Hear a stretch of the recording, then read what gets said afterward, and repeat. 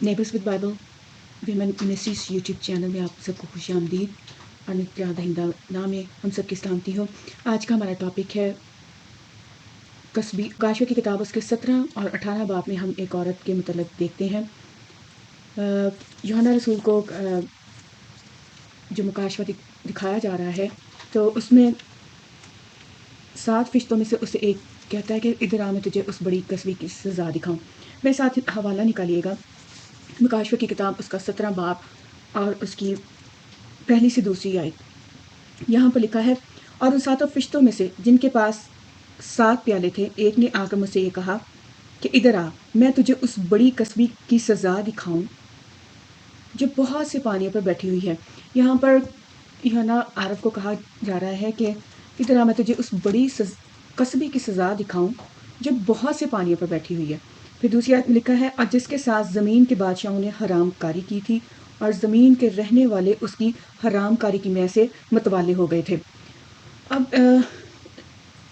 ہم ان 2 آیات میں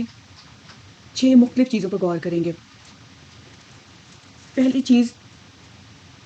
یہ کہ بڑی قصبی، جس کو یوحنا رسول جس کا متعلق یوحنا رسول کو مکاشفہ دکھایا جا رہا ہے، یہ بڑی قصبی ہے کون؟ اور پھر یہ اسے کہا گیا کہ جو بہت سے پانی پر بیٹھی ہوئی ہے۔ ہم ان پانیوں کے بارے میں دیکھیں گے، یہ کون سے بہت سے پانی ہے۔ پھر یہ ہے لکھا ہے، اور جس کے ساتھ زمین کے بادشاہوں نے حرام کاری کی تھی، اور زمین کے رہنے والے اس کی حرام کاری کی میں سے متوالے ہو گئے۔ اب یہ حرام کاری کی میں کیا ہے، اور زمین کے جو رہنے والے ہیں وہ سارے کے سارے اس کی میں سے متوالے کیسے ہو گئے ہیں۔ اور پھر ایک چیز اور جس پر ہم غور کریں گے کہ یہ قصبی دراصل ہے کون۔ میرے ساتھ پہلی چیز ہم جس پہ غور کریں گے کہ یہ قصبی ہے کون، اسی باب کی 18 آیت، مکاشفہ 17 باب اس کی 18 آیت دیکھتے ہیں کیا لکھا ہے۔ اور وہ عورت جسے تو نے دیکھا، وہ بڑا شہر ہے جو زمین کے بادشاہوں پر حکومت کرتا ہے۔ یہاں پر ہمیں اس آیت سے یہ پتہ چل گیا کہ یہ عورت جسے قصبی کہا گیا ہے، دراصل یہ ایک بڑا شہر ہے۔ کلام مقدس مکاشفہ کی کتاب اسے بڑا شہر کہہ کے بلا رہی ہے۔ یہ بڑا شہر، یہ عورت جو ہے، یہ بڑا شہر ہے، اور یہ کر کیا رہا ہے؟ زمین کے بادشاہوں پر حکومت کر رہا ہے۔ یہاں پر ہمیں یہ پتہ چل گیا کہ یہ قصبی عورت کون ہے۔ اب دوسری چیز ہم غور کرتے ہیں کہ اس عورت کا نام کیا ہے، اس قصبی یا اس شہر کا،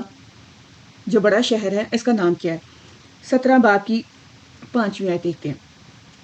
اور اس کے ماتھے پر یہ نام لکھا ہوا تھا، راز، بڑا شہر بابل، قصبیوں اور زمین کی مکروہات کی ماں۔ یہ قصبی عورت جس کو یوحنا رسول رویا میں دیکھ رہا ہے، مکاشفہ میں دیکھ رہا ہے، یہ عورت بہت سے پانیوں پر بیٹھی ہوئی ہے۔ اور پھر تیسری آیت سے ہم پڑھیں تو یوحنا رسول اس عورت کو ایک کرمزی رنگ کے حیوان پر بیٹھا ہوا دیکھتا ہے، اور اس عورت کا نام جو ہے اس کے ماتھے پر لکھا ہوا ہے۔ اور کیا نام ہے یہ؟ پہلی چیز راز، پھر بڑا شہر بابل، پھر قصبی اور زمین کی مکروہات کی ماں، یعنی کہ اس کا نام جو ہے وہ 3 طرح سے ظاہر کیا گیا۔ پہلی بات کہ راز، یعنی کہ اس عورت کے متعلق کوئی راز کی بات ہے،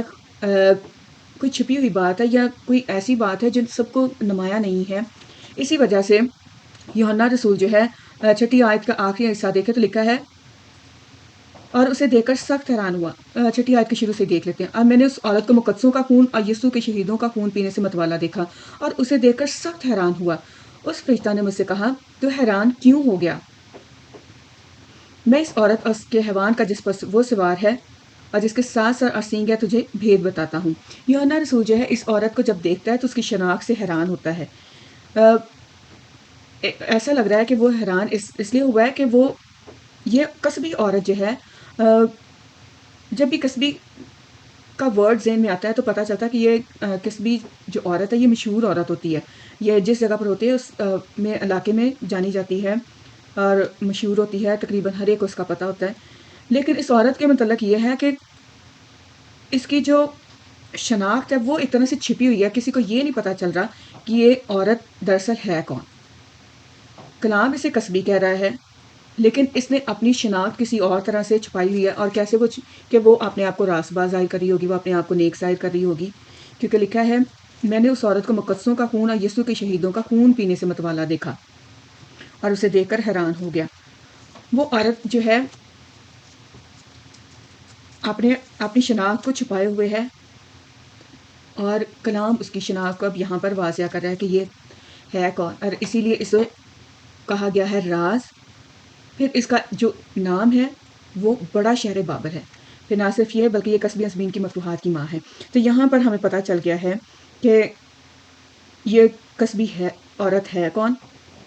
یعنی کہ یہ بڑا شہر ہے جو زمین کے بادشاہوں پر حکومت کر رہا ہے. پھر اس کا نام کیا ہے؟ اس کا نام بڑا شہر بابل ہے. اور دوسری پہلی آیت کے آخری حصہ میں ہم دیکھ رہے ہیں کہ یہ عورت بہت سے پانیوں پر بیٹھی ہوئی ہے. اب ہم یہاں پر غور کریں گے کہ یہ بہت سے پانی ہیں کیا. مکاشفہ کی کتاب اس کا 17 باب اور اس کی 15 آیت. پھر اس نے مجھ سے کہا کہ جو پانی تو نے دیکھے جس پر کسبی بیٹھی ہے وہ امتیں اور گروہ اور قومیں اور اہل زبان ہیں. کیا ہیں وہ عورت، یعنی وہ کسبی جن پانیوں پر بیٹھی ہوئی ہے وہ امتیں ہیں، گروہ ہیں، قومیں اور اہل زبان ہیں. اہل زبان ہیں. دنیا میں زمین پر بے شمار زبانیں بولی جاتی ہیں، بہت سی امتیں، گروہ، قومیں ہیں، اور یہ عورت جو ہے ان پر بیٹھی ہوئی ہے. اور ہم نے دیکھا کہ یہ عورت بڑا شہر ہے، اور بڑا شہر جو ہے اس آیت کا مطابق بہت سی امتوں، گروہوں، قوموں اور اہل زبان پر حکومت کر رہا ہے. اب ہم پہلی آیت پر دوبارہ جاتے ہیں اور اس کو دوبارہ سے پڑھتے ہیں. اور ان 7 فرشتوں میں سے جن کے پاس 7 پیالے تھے ایک نے آ کر مجھ سے کہا کہ ادھر آ، میں تجھے اس بڑی کسبی کی سزا دکھاؤں جو بہت سے پانیوں پر بیٹھی ہوئی ہے. اب اس سارے آیات سے، یعنی پہلی، دوسری، 5ویں، 15ویں اور 18ویں آیت کا اگر ہم ایک طرح سے ان کو اکٹھا کر کے پڑھیں اور ان کا نچوڑ نکالے تو فوراً سے ہمیں پتہ چل جاتا ہے کہ یہ عورت جو قصبی عورت ہے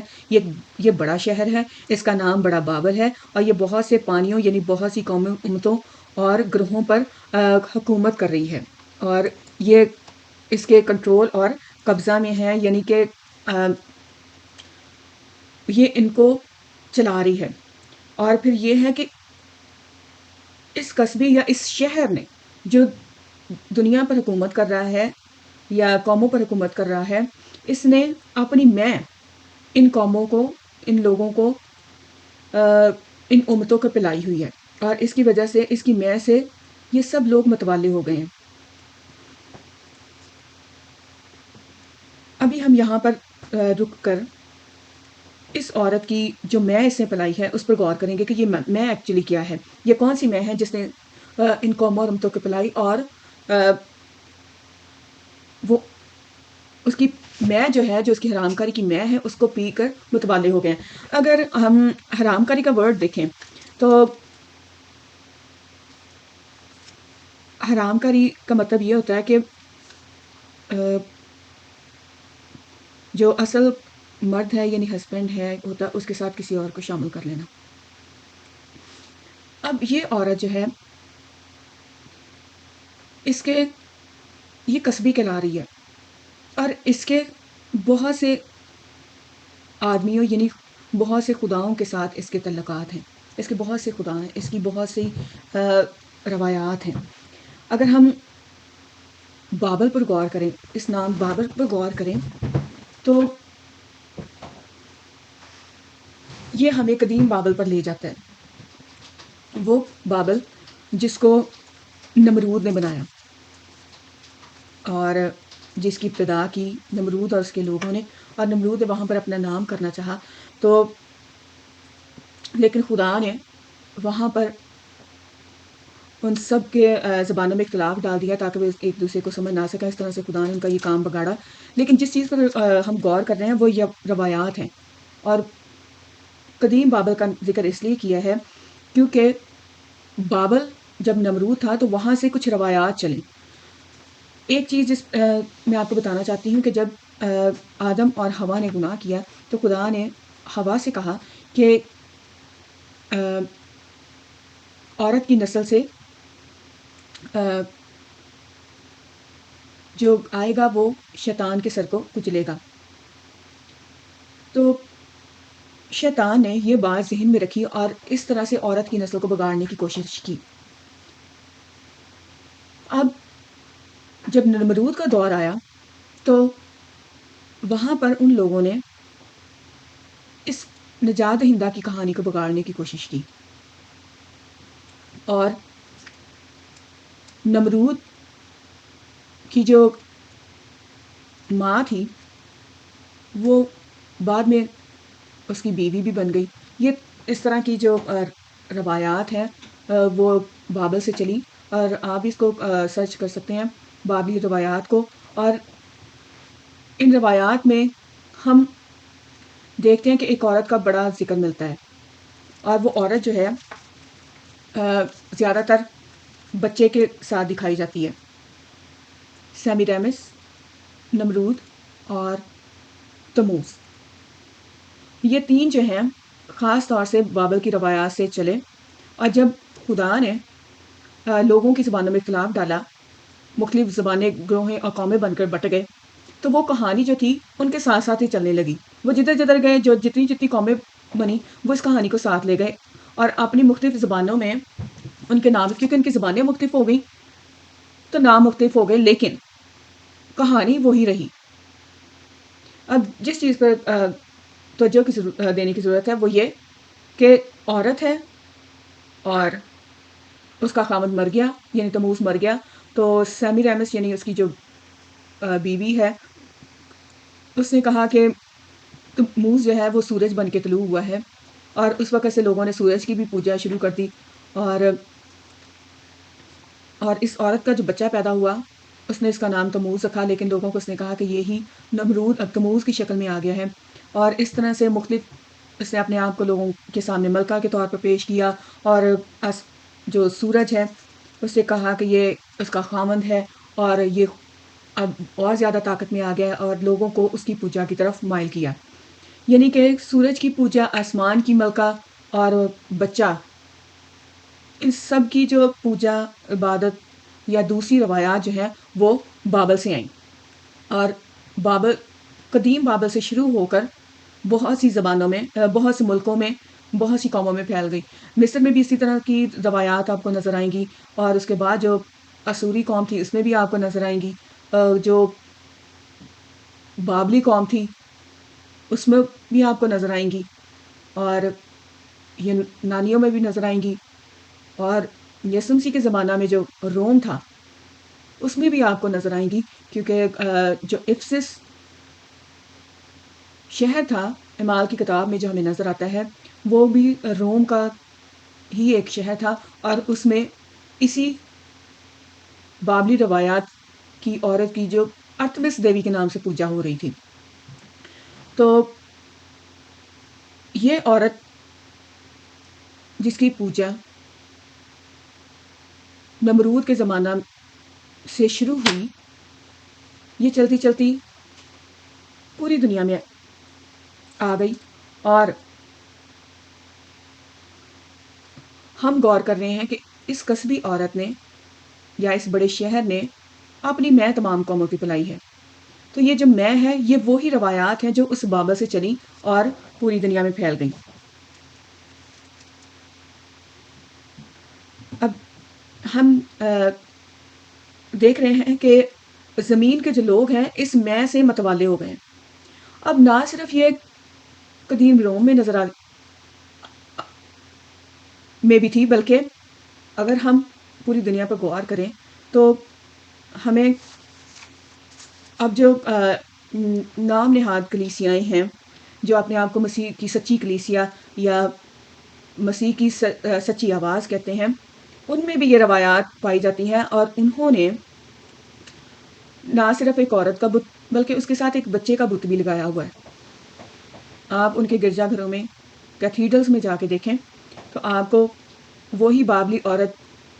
اب مریم کے نام سے نظر آئے گی کہ یہ یسوع کی ماں مریم کا بت ہے یا اس کا اسٹیچو ہے، اور پھر اس نے ایک بچہ اٹھایا ہوگا جس کو وہ یسوع کہتے ہیں۔ تو یہاں پہ یہ بتانا چاہ رہی ہوں کہ وہی قدیم بابل کی روایات اب اس نام نہاد مسیحی کلیسیا میں بھی موجود ہیں۔ تو یہ وہی میں ہے جو اس وقت سے چلی اور چلتی چلتی سب قومیں اس روایات کو پیتیں گی، اور اب پوری دنیا میں یہ جو روایات ہے یا اور بھی جو اس سے ریلیٹڈ جو بابلی روایات جو اس سے ریلیٹڈ ہیں وہ تمام دنیا کی قوموں نے پی اور وہ اس سے متوالا ہو چکی ہیں۔ اب اور بھی بہت سی روایات ہیں جو اس بڑے شہر میں پائی جاتی ہیں، اور آپ ان کو دیکھ سکتے ہیں، یعنی کہ 25 دسمبر کے دن بابل جو تھا وہ سورج دیوتا کی پوجا کرتا تھا۔ اسی طرح یونانی بھی اور رومی بھی اور دوسری قومیں بھی اسی دن کو اپنے اپنے جو خاص دیوتا تھے ان کی پوجا کرتے تھے۔ تو کیتھولک کلیسیا نے 3 یا 4 صدی میں 25 دسمبر کو یسوع مسیح کی پیدائش کا دن کہہ کر اس کو منانے کا اعلان کر دیا۔ تو وہ بابلی روایات اس طرح سے کلیسیا میں لے آئے۔ ایک اور چیز، مقام کفارہ کی تعلیم، یہ کیتھولک مذہب کی تعلیم ہے اور یہ مصر سے آئی ہے۔ مصری جو ہیں وہ لاشوں کو نہیں دفناتے بلکہ ان کو حنوط کر کے اپنے قبضہ میں رکھتے ہیں، اور ان کے اسی طرح کی یہ ساری چیزیں جو ہیں بابلیوں اور مصریوں اور غیر قوموں کی تعلیمات ہیں جو اس میں سے جو قدیم بابل سے چلی اس سے متوالے ہوئے، اور اب نام نہاد کچھ مسیحی کلیسیاؤں میں، خاص طور پہ جو کیتھولک کلیسیا ہے اس میں پائی جاتی ہیں۔ تو یہاں سے ہمیں پتہ چل گیا کہ کون سی میں ہے، اس کی کون سی حیران کاری کی میں ہے جس سے قومیں متوالے ہو چکی ہیں۔ آگے ہم ایک اور چیز دیکھتے ہیں، 30 آیت سے پڑھیں گے۔ پس وہ مجھے روح میں جنگل کو لے گیا، وہاں میں نے قرمزی رنگ کے حیوان پر جو کفر کے ناموں سے لپٹا ہوا تھا اور جس کے 7 سر اور 10 سینگ تھے، ایک عورت کو بیٹھے ہوئے دیکھا۔ اب جب یوحنا رسول اس کو عورت کو دیکھتا ہے تو وہ اس نے دیکھا کہ عورت جو ہے وہ قرمزی رنگ کے حیوان پر بیٹھی ہوئی ہے جس کے 7 سر اور 10 سینگ ہیں۔ اگر ہم اس کا حیوان کے 7 سروں اور 10 سینگوں پر غور کریں تو ہمیں پتہ چلتا ہے مکاشوہ 17 باب 9 سے 10 آیت اور دانیل کی کتاب اس کے 7 باب 30 سے 7 آیت میں کہ یہ جو اس حیوان کے سر جو ہیں وہ 7 بڑی سلطنتیں ہیں۔ مکاشوہ کی کتاب اس کا 17 باب اور اس کی 9 آیت سے پڑھیں گے۔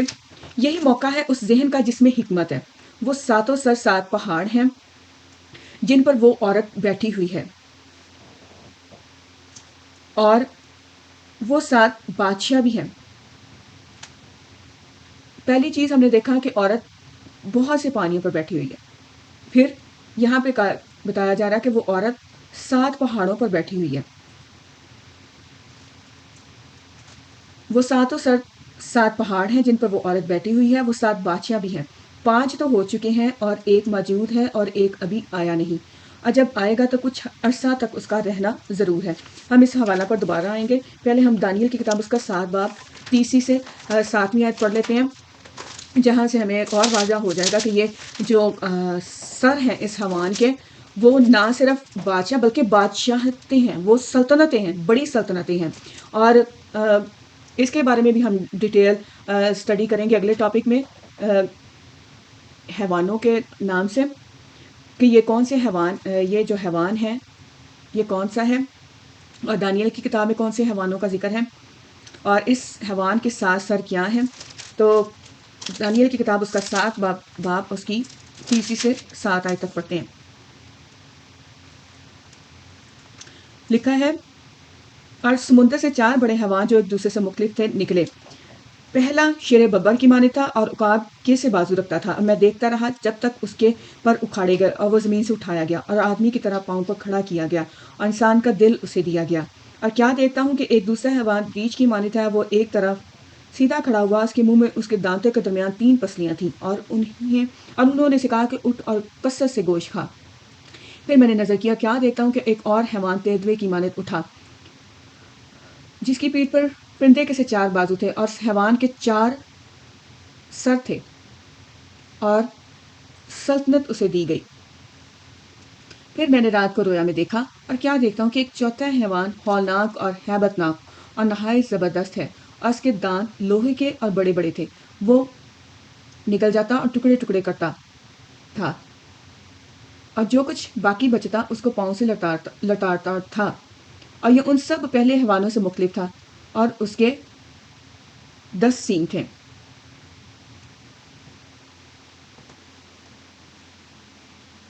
اور آگے ہم اسی 7ویں باب کی 11ویں سے 12ویں آیت بھی پڑھتے ہیں۔ میں دیکھ ہی رہا تھا کہ اس سینگ کی گھمنڈ کی باتوں کی آواز کے سبب سے میرے دیکھتے ہوئے وہ حیوان مارا گیا، اس کا بدن ہلا کر کے شعلہ زن آگ میں ڈالا گیا، اور باقی حیوانوں کی سلطنت بھی ان سے لے لی گئی، لیکن وہ ایک زمانہ اور ایک دور زندہ رہے۔ اب ہم ان حوالوں پر غور کریں اور تھوڑی سی توجہ دیں تو ہمیں پتہ چلتا ہے کہ یہ حیوان جو یعنی کہ جو پہلا حیوان ہے جو شیر ببر ہے، یہ ایک الگ سے سلطنت کو ظاہر کر رہا ہے، اور دوسرا حیوان جو ریچھ کی مانند ہے وہ ایک الگ سے سلطنت کو ظاہر کر رہا ہے، اور حیوان جو تیندوے کی مانند ہے وہ ایک الگ سے سلطنت کو ظاہر کرتا ہے۔ اور دانیل کی کتاب اس کے 7ویں باب 23ویں آیت میں دیکھیں تو لکھا ہے، اس نے کہا کہ چوتھا حیوان دنیا کی چوتھی سلطنت ہے جو تمام سلطنتوں سے مختلف ہے، اور تمام زمین کو نگل جائے گی اور اسے لتاڑ کر ٹکڑے ٹکڑے کرے گی۔ اب اس حیوان کے 7 سر ہیں، اور پھر ہم 19ویں آیت پر 9ویں مکاشفہ 17 باب کی 9ویں آیت پر واپس جاتے ہیں، تو لکھا ہے کہ وہ ساتوں سر 7 پہاڑ ہیں جن پر وہ عورت بیٹھی ہوئی ہے، اور وہ 7 بادشاہ بھی ہیں۔ تو یہ جو 7 پہاڑ یا جو 7 سر ہیں جن پر اس جو حیوان کے ہیں، یہ 7 بادشاہیوں اور سلطنتوں کو ظاہر کر رہے ہیں، بڑی بڑی سلطنتوں کو ظاہر کر رہے ہیں، جن کا ذکر ہم نے دانیل کی کتاب میں دیکھا ہے۔ تو ان کے متعلق لکھا ہے 5 تو ہو چکے ہیں اور ایک موجود ہے۔ 5 تو جو ہو چکے ہیں وہ مصر، اسور، بابل، مادی فارسی، مصر، اسور، بابل، مادی فارسی، یونانی اور تھے، یہ 5 تھی جو یوحنا رسول سے پہلے ہو چکی تھی، اور ایک موجود ہے۔ جو موجود تھی اس وقت یہ رومی سلطنت تھی جو یوحنا رسول کی دور میں موجود تھی، اور ایک ابھی آیا نہیں۔ یعنی اب جو 7واں سر ہے، یعنی جو 7ویں سلطنت ہے، وہ ابھی نہیں آئی اور یہ آنے والی ہے۔ اس کا ذکر اس کا جو تعلق ہے مستقبل سے ہے، اسی لیے لکھا ہے کہ ایک ابھی آیا نہیں، اور جب آئے گا تو کچھ عرصہ تک اس کا رہنا ضرور ہے۔ اس سلطنت اور اس کو کنٹرول کرنے والا جو مخالف مسیح ہے، اس کا آنا ابھی باقی ہے۔ اور ہم یہ بھی دیکھ رہے ہیں کہ یہ عورت جو ان سب پر حکومت کر رہی ہے، اس کو بڑا شہر بابل کہا گیا ہے۔ اب یہ جو سلطنت اور یہ جو عورت ہے، یہ قدیم سے چلی ہے، یعنی اسی لیے حیوان کے 7 سر اس کو کہا گیا، یعنی بڑی بڑی سلطنتیں جو مشہور ہوئیں، مصر سے شروع ہوئیں، لیکن روایات اس سے بھی پہلے نمرود کے زمانہ سے شروع ہو کر ان ساری سلطنتوں میں اگلی 7 سلطنتوں میں پھیل گئیں، جن میں سے 6 تو ہو چکی ہیں، اور باقی کی روایات جو ہے پوری دنیا میں پھیل چکی ہیں، اور پوری دنیا میں پھیلنے کی وجہ سے اب یہ جو ہے پوری دنیا میں موجود ہیں، اور یہ جو اب مستقبل کا جو بڑا شہر بابل ہے، یہ اب پوری دنیا پر حکومت کر رہا ہے۔ یہ 7واں سر ہے، اور اس کی نمایاں طور پر سلطنت ابھی تک شروع نہیں ہوئی۔ وہ وقت آئے گا مستقبل میں جب یہ اس کی نمایاں طور پر پوری دنیا میں جو سلطنت ہے یا اختیار ظاہر ہوگا، لیکن یہ تھوڑے عرصہ کے لیے ہوگا، اور اس کا جو بادشاہ کہہ لیں یا حکمران کہہ لیں یا اس کو لیڈ کرنے والا کہہ لیں، وہ مخالف مسیح ہوگا جو 666 کی تحقیقات چلائے گا۔ تو ہم دیکھ رہے ہیں کہ یہ اس عورت کی تاریخ کیا ہے۔ اس عورت کی جو تاریخ ہے اس حیوان کے 7 سروں سے پتہ چل رہا ہے، کیونکہ یہ تب سے ہی اس حیوان پر سوار ہے، اور اب یہ عورت جو ہے اس کا اختیار پوری دنیا میں مختلف قوموں گروہوں اہل زبان پر ہے، اور اس کی جو میں ہے اس کی میں سے پوری دنیا کے لوگ متوالے ہو چکے ہیں۔ اب ہم چوتھی آیت پر غور کریں گے۔ یہ عورت ارغوانی اور کرمزی لباس پہنے ہوئے اور سونے اور جواہر اور موتیوں سے آراستہ تھی، اور ایک سونے کا پیالہ مکروہات یعنی اس کی حرام کاری کی ناپاکیوں سے بھرا ہوا اس کے ہاتھ میں تھا۔ اب پتہ یہاں پر ہم دیکھ رہے ہیں کہ یہ عورت جو ہے کرمزی ارغوانی لباس پہنے ہوئے ہیں، یعنی ہر طرح کا خوبصورت۔ یہ اگر ہم دیکھیں تو یہ ارغوانی اور کرمزی جو لباس تھا یہ بادشاہوں اور بڑے بڑے امیر لوگوں کی کے جو لباس ہے ان میں شمار ہوتا تھا اور ہوتا ہے۔ اور پھر سونے جواہر موتیوں سے یہ عورت آراستہ ہے، اور اس بات کو ضرور میں ذہن میں رکھیں کہ یہ عورت ایکچولی عورت نہیں، ایک بڑا شہر ہے جس کا نام بڑا بابل ہے، اور یہ پوری دنیا میں ہے، کیونکہ اس کا اختیار، اس کا جو پھیلاؤ ہے وہ پوری دنیا میں ہے۔ اسی لیے یہ بہت سے پانیوں پر بیٹھی ہوئی ہے۔ بہت سے پانیوں پر بیٹھی ہونے کا مطلب یہ ہے کہ یہ شہر اب عالمی ہے، اور اس کے جو اڈے ہیں پوری دنیا میں ہیں۔ اور یہ عورت جو ہے، یعنی یہ اس کے شہر جو ہیں، اس کے اڈے جو ہیں، وہ اپنے آپ کو ہر طرح کی قیمتی چیز سے سجاتے ہیں، ڈیکوریٹ کرتے ہیں۔ ارغوانی کرمزی لباس ہے، سونے جواہر اور موتی ہیں، جس سے یہ اپنے آپ کو راستہ کیے ہوئے ہے۔ اور جیسے میں نے آپ سے ذکر کیا کہ کیتھولک کلیسیا میں وہی بابلی روایات پائی جاتی ہیں، اور اگر آپ غور کریں تو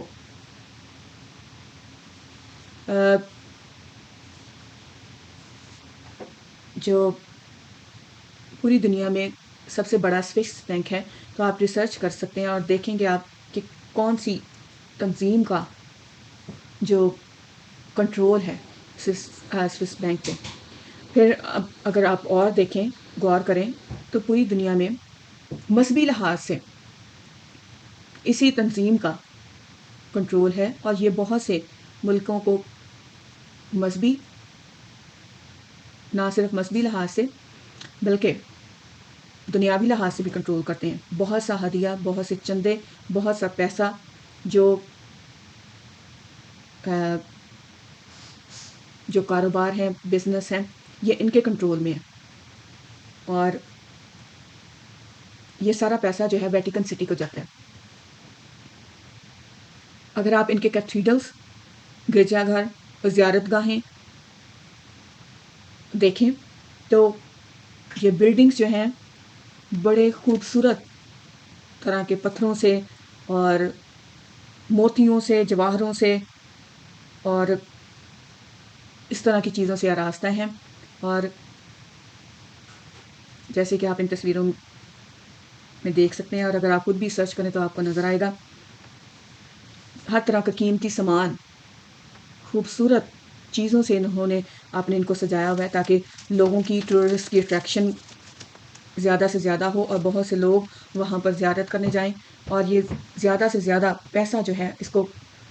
حاصل کر سکیں تاکہ پوری دنیا میں پھر سے ایک دفعہ جیسے پہلے ان کا کنٹرول تھا اس سے زیادہ بڑھ کر یہ کنٹرول حاصل کر سکیں۔ اور آگے ہم دیکھتے ہیں ایک سونے کا پیالہ جو ہے وہ اس شہر کے ہاتھ میں، اس قصبی عورت یعنی اس شہر کے ہاتھ میں ہے، اور چھٹی آیت میں لکھا ہے، میں نے اس عورت کو مقدسوں کا خون اور یسوع کے شہیدوں کا خون پینے سے متوالا دیکھا۔ یہ اس عورت یعنی اس شہر نے کیسے مقدسوں کا خون اور یسوع کے شہیدوں کا خون پیا؟ اگر آپ ہسٹری، تاریخ کو دیکھیں تو جب صلیبی جنگوں کا ذکر آتا ہے تو اس عورت نے، اس شہر نے، اس قصبی نے ایک ہاتھ میں صلیب کا نشان پکڑا اور دوسرے ہاتھ میں تلوار لی اور کہا کہ ہمیں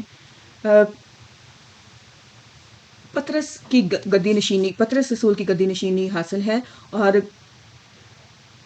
ان کلام مقدس کی یاد کو مروڑ تروڑ کر انہوں نے اس طرح سے اس کی تفسیر کی کہ یسوع مسیح نے کہا کہ پطرس رسول سے کہا کہ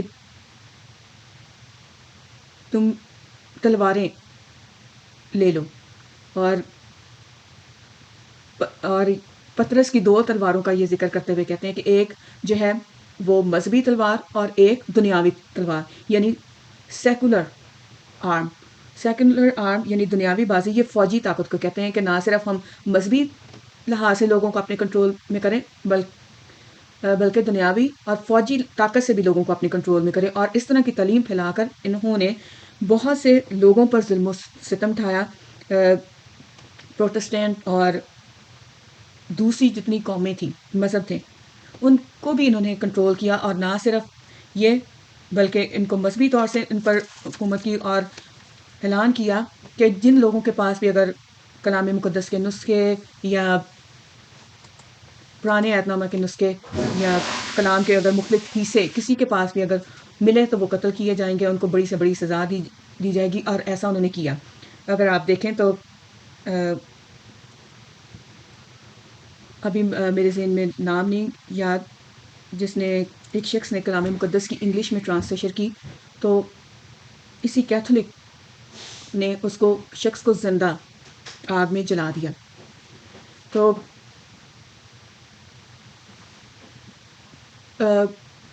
نام نہاد مسیحی مذہب کے نام پر انہوں نے بہت سے لوگوں کا خون بہایا. اور اسی وجہ سے کلام کہتا ہے کہ میں نے اس عورت کو مقدسوں کا خون اور یسوع کے شہیدوں کا خون پینے سے متوالا دیکھا. تو ابتدا سے ہی یہ مذہب جو ہے، یہ شہر جو ہے، جو 7 بڑی بڑی طاقتوں کو ظاہر کرتا ہے، یہ خدا کے لوگوں پر ظلم کر رہا ہے. اور مستقبل میں بھی 7 سالہ مصیبتوں کے دور میں اسی طرح سے یہ لوگوں پر ظلم و ستم ڈھائے گا، لوگوں پر کو قتل کرے گا. اور مکاشفہ کی کتاب اس کے 13ویں باب میں اسے جھوٹے نبی کے ساتھ بھی بیان کیا گیا. یہ ایک طرح کی تنظیم ہے اور شیطان اس تنظیم کو چلانے والا ہے. اور اگر اس حیوان کا، جو قرمزی حیوان ہے، اس کا ہم جائزہ لیں تو ہمیں اس کی شکل و شباہت کو دیکھیں تو اژدہا جو ہے مکاشفہ کی کتاب میں جو اژدہا میں نظر آ رہا ہے، اس کا بھی 7 سر اور 10 سینگ ہے. تو یہ ایک طرح سے شیطان ہی ہے جو اس عورت کو، اس تنظیم کو، اس بڑے شہر بابل کو چلا رہا ہے. اور اسی وجہ سے یہ تنظیم جو ہے،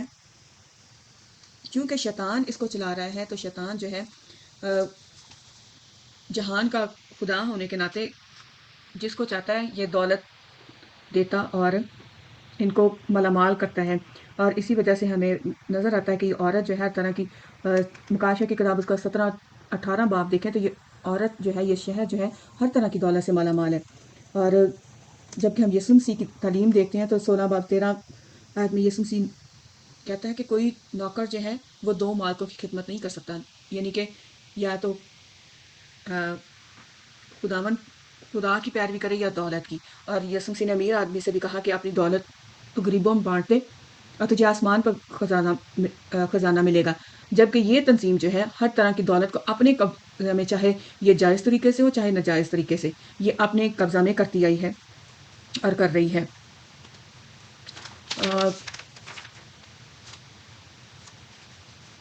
جو لوگ روحانی طور سے اندھے ہیں اور یا خود سے کلام کو پڑھنے اور اس کو سرچ کرنے اور اس کی اسٹڈی کرنا اور خدا سے اس عقل اور دانائی نہیں مانگتے بلکہ وہ انہی روایات پر چلتے آ رہے ہیں، تو وہ اس عورت کی اصلی جو بناوٹ ہے یا اصلی جو اس کی شناخت ہے اس سے ناواقف ہیں. لیکن اگر ہم کلام پر غور کریں تو کلام ان ساری چیزوں سے ہمیں آگاہ کرتا ہے. اور یوحنا رسول بھی اس کی شناخت سے آگاہ نہیں ہوتا، لیکن جب وہ اس کو دیکھتا ہے، اس کی اصلیت پر غور کرتا ہے تو وہ حیران ہو جاتا ہے کہ یہ اصل میں عورت کیا ہے. ایک چیز جس پر ہم غور کریں گے وہ یہ ہے کہ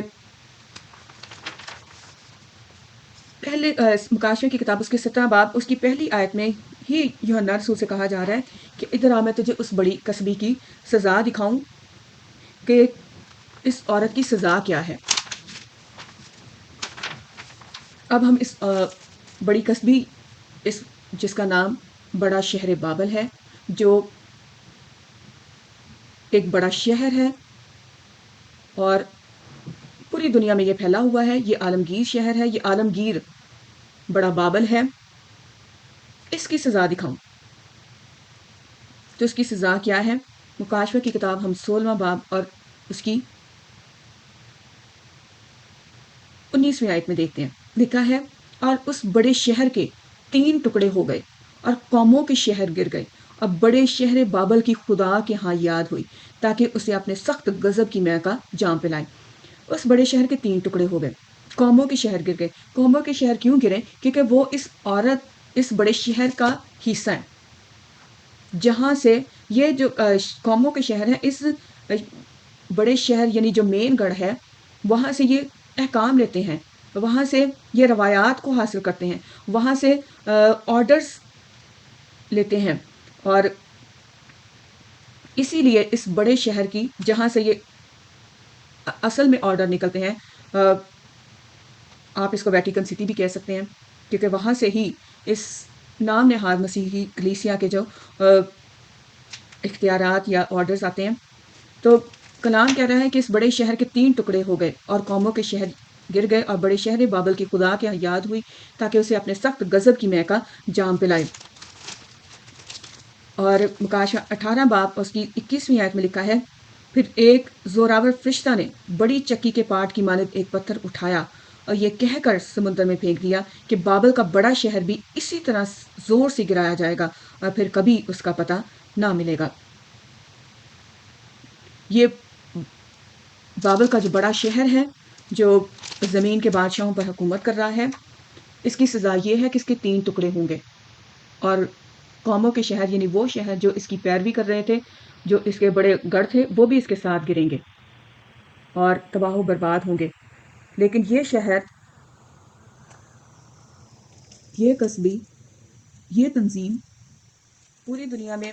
لوگوں کو یہ تعلیم دیتی آئی ہے، یہ سکھاتی آئی ہے کہ یروشلم بڑا شہر ہے۔ اور اگر ہم کلام مقدس میں دیکھیں تو کلام تو ہمیں یہ کہہ رہا ہے کہ یروشلم شہر تو ہمیشہ آباد رہے گا، اور خداوند یسوع مسیح جو ہے جب 1000 سالہ بادشاہی میں آئے گا تو پوری دنیا میں سب قوموں کے سامنے آسمان پر بڑی فوجوں کے ساتھ آئے گا اور یروشلم شہر میں آ کر اپنی بادشاہی کا آغاز کرے گا۔ یرمیہ کی کتاب اس کا 17 باب اس کی 25ویں آیت میں لکھا ہے، تو اس شہر کے پھاٹکوں سے داؤد کے جانشین بادشاہ اور عمرہ داخل ہوں گے، وہ اور ان کے عمرہ، یہودا کے لوگوں اور یروشلم کے باشندے رتھوں اور گھوڑوں پر سوار ہوں گے اور یہ شہر ہمیشہ تک آباد رہے گا۔ یوئیل نبی کا صحیفہ اس کا 3 باب اس کی 20ویں آیت میں بھی لکھا ہے، لیکن یہودا ہمیشہ آباد اور یروشلم پشت بہ پشت قائم رہے گا۔ تو خداوند خدا جو ہے وہ اپنے کلام کو پورا کرنے کے لیے ہر وقت بیدار رہتا ہے، وہ سچا اور زندہ ہے، اور اس کا کلام جو ہے وہ اٹل بلکہ ہمیشہ قائم ہے۔ اور ہم دیکھتے ہیں کہ یروشلم شہر جو ہے وہ پھر سے کلیسیا کے اٹھائے جانے کے بعد 7 سالہ مصیبتوں کے دور کے بعد پھر مکمل طور سے قائم ہوگا اور 1000 سالہ بادشاہی کا آغاز ہوگا، اور اس 1000 سالہ دور میں یروشلم شہر بلند ہوگا اور پوری دنیا سے قومیں جو ہیں یروشلم شہر میں خداوند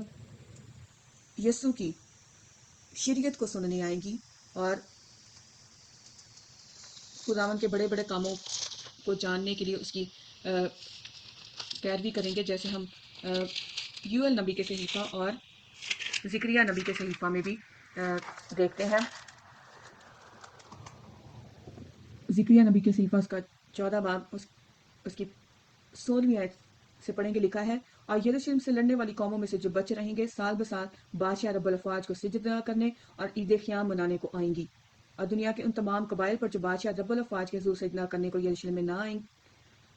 آئیں گے، نہ برسے گا۔